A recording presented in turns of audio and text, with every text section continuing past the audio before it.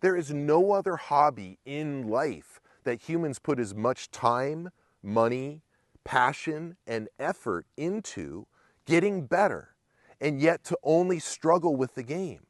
Well, this has something to do with what's going on in the game. I've mentioned it before. The PGA should take responsibility in this. If the PGA was doing their job, you'd be a better golfer. You see, you might not realize this, but the average golfer has not improved in 50 years. Even though we've had remarkable advancements in club technology, ball technology, and course agronomy, average golfer has not improved in 50 years. This is as confirmed by the PGA. I called the PGA. I spoke to one of their heads of their instructional department, and I said to him, the average golfer hasn't improved in 50 years. He says, yes, you're right. I said, well, don't you take some responsibility in that? And they said, no, they blamed you. They blamed you for not applying what they teach well enough. Now you have to understand this. I was a part of the PGA. My boss was the son of a PGA president. I got to see how the PGA works. And I tell you this, there's an instructional program that you go to, and what they focus on in those instructional programs where they teach you how to be a club pro is interpersonal skills and marketing. They don't focus on club making, they don't focus on golf instruction, they don't focus on the game at all. It's about interpersonal skills and marketing. Now, when I was playing Division I college golf, there was a joke going around the team that club pros were just glorified sweater salesmen. And when I started working at a club, guess what? It's true. Club pros are glorified sweater salesmen. The next time you walk into a pro shop, take a look around. Take a look at all those folded sweaters and all those folded shirts. Somebody's doing that. That's your club pro. That's your PGA pro. Now you have to know this. There's a difference between the PGA and the PGA Tour. The PGA Tour are the players. They're separate entities. The PGA Tour are the players that give validity to the letters PGA. The PGA is the Professional Golf Association of America.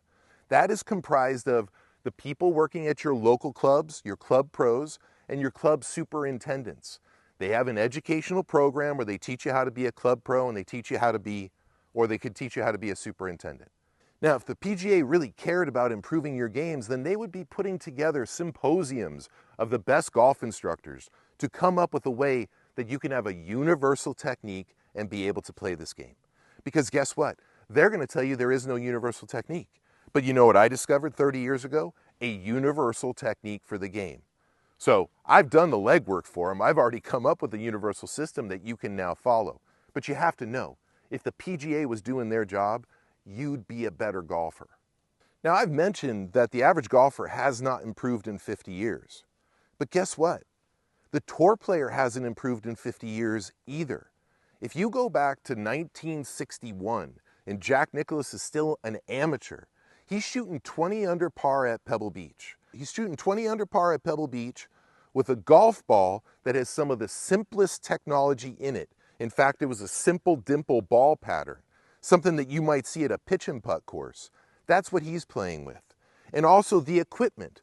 You got to know, a driver back in the 70s was 43.5 inches. A driver today is 45 inches, sometimes longer. Well, that's the difference in the distance. Jack bombed it with a 43.5 inch club and a persimmon-headed wood. Jack's skills today, with the modern equipment, the modern ball, and then modern agronomy, and then on top of it, you add in the luxury of how much money they get to make nowadays, you realize that back in the day, Hogan got into the car crash because he was driving to a golf tournament. They weren't making hundreds of thousands of dollars. They definitely weren't making millions of dollars. They were at most making hundreds or thousands of dollars. That's it. It was less than $10,000 to win a tournament. These guys are the pioneers of the game, and nobody's gotten better since them. Sure, Tiger's as good as Jack, but nobody's gotten any better. And I can promise you this, Hogan, Snead, Bobby Jones, Tom Watson, you go back to Lee Trevino, those guys, you put those guys in today's setting with the equipment, with the money, with the technology, and they're going to dominate today's tour. The average tour player is no better than 50 years ago. Now, why isn't there an improvement happening? It's not because people don't love the game. It's not because you don't have a passion for the game. There is no other hobby in life that humans put as much time, money, passion, and effort into getting better, and yet to only struggle with the game? Well, this has something to do with what's going on in the game. I've mentioned it before. The PGA should take responsibility in this. The PGA doesn't have a universal technique to be taught.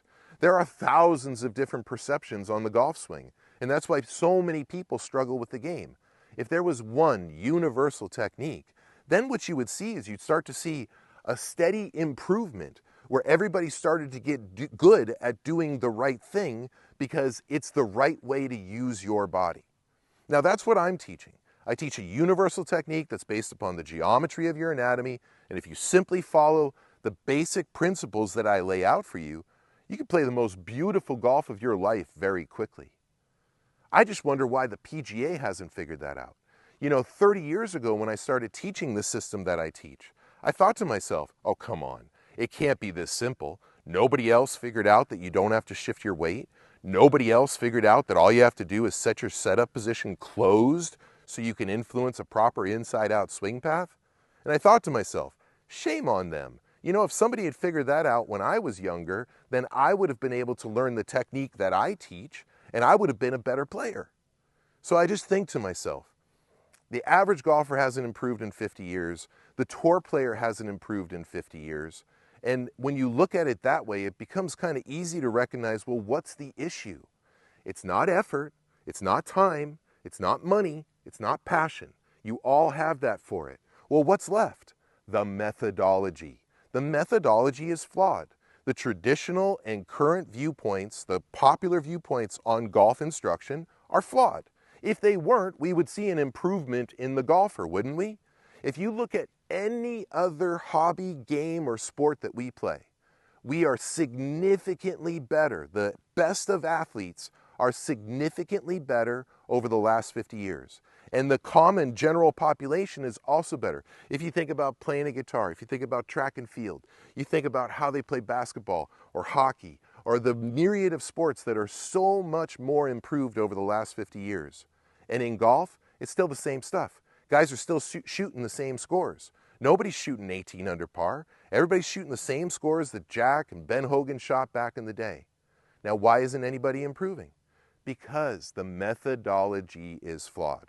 So if you want to end the ignorance of living in an industry that doesn't see improvement over 50 years, and you want to seek out a better way, a better system, an actual universal system that's based upon the geometry of your anatomy that allows you to create solid, tight, powerful draws as your stock shot, and then as you get more skilled, you can work the ball from left to right or right to left, control your trajectory, control your spin.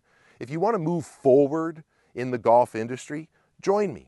Join the revolution of golf, where we're now playing the game with a universal paradigm that will do this for you. It's going to make the average golfer significantly better. Do you know this? My average student is a 6 handicap. I take 22 handicaps and often they become 6 handicaps. That should tell you something about the opportunity that you have when you apply a universally applicable system. Sign up for my school, I'll show you. And we can end the madness. We can end the ignorance.